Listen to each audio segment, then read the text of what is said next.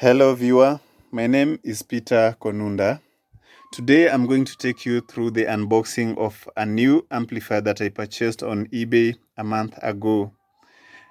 This equipment was bought from VIP Pro Incorporation in the United States. As you can see in the address, it was shipped to my address, my shipping address in the US, then delivered to Kenya through a courier or a carrier service. The equipment is Behringer NX4-6000 watt 4-channel Class D power amplifier with SmartSense, loudspeaker, impedance compensation. So this is how the equipment looks like. In the front, there are supposed to be 4 volume knobs. There's supposed to be a power knob and 2 grills. I believe that is for cooling the equipment, or where maybe the fans are located, but I believe the main purpose is cooling. So this particular amplifier is not available in Kenya at the moment, but then while shopping online, I was able to see this on eBay and I inquired if it could be delivered to Kenya. Now if you look closely to this, you can see that it's written 220 volts. So originally the amplifiers were available in 110 volts, which is not applicable in Kenya. This is the power rating for Kenya, 220 to 30 or 40.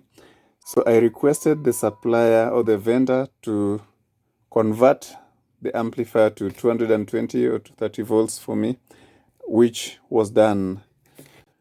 In summary, these are the equipment details. It's 13.4 lbs or 6.1 kg.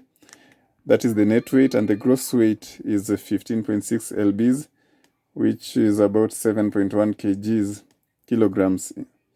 So we'll go ahead and open this box. Look closely at the packaging.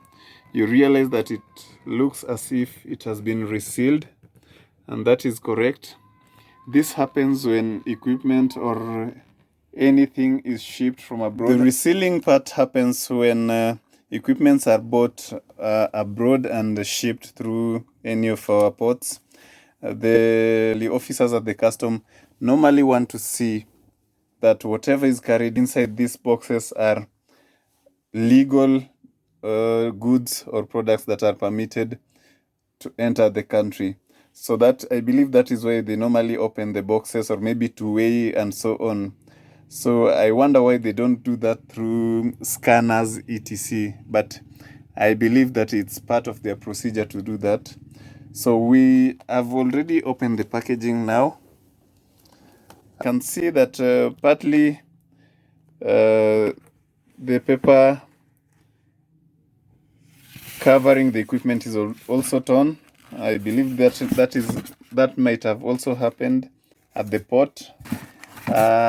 Sometimes the equipments are also mishandled because there are many products to be checked by few officers at the port. So I'll go ahead and remove the box or the equipment, and right inside the box there is a manual for the equipment, and you can see that there are several series of these. So there remains the Behringer sticker, and then here is our user manual. As you can see, these amplifiers come in series. We have NX6000, 3000, 1000. Then there is NX4-6000, which I believe, which is what we've purchased. You can see them at a glance also. It's the NX4 that has 4 channels. So let's look at it. So this equipment is very light compared to other amplifiers that I've dealt with before. I want to believe that it will work with my equipment. Let's look at the front panel first. Now the front panel comes with these two slots at both ends of the amplifier. These are for mounting the amplifier on your rack. The grills are there, yes, and looking closely I can't see a fan any close, but then I believe this is for cooling, so that for air circulation actually. There are 4 volumes, for volume knobs for channel 1, B, C and D, as you can see, and the feel when you turn the knobs up or down, it's not a free moving wheel, but the volume is turned up at intervals, so I believe this also helps you control how you turn up your volume. It's not that smooth, there is that sound. There are 4 knobs, as you can see. There is a power button, and it's a push in button, and out, in and out. I believe right here we have the power signal for your equipment, so that you can see, it helps you see when the equipment is on or off. So let's look at the back of the equipment. It's a Behringer NX4-6000 AC input. This was changed so that it can suit the Kenyan voltage of 220, so this is no longer applicable. There are 2 fans at the back. So this is the first one on the left, just next to the fuse. This is a power fuse. And then there is another fan at the extreme right. Oh, sorry, no, just in between the outputs and inputs. So we have 4 channels outputs at this point. Some instructions on how to connect your positives and negatives for the speakers on your speakons, how to bridge. I believe this is bridging channel B and D, and the same is applicable to the input side if using 1/4 inch jacks or XLR cables. And the good thing with these ports again is that you can use jack pins and at the same time use speakons.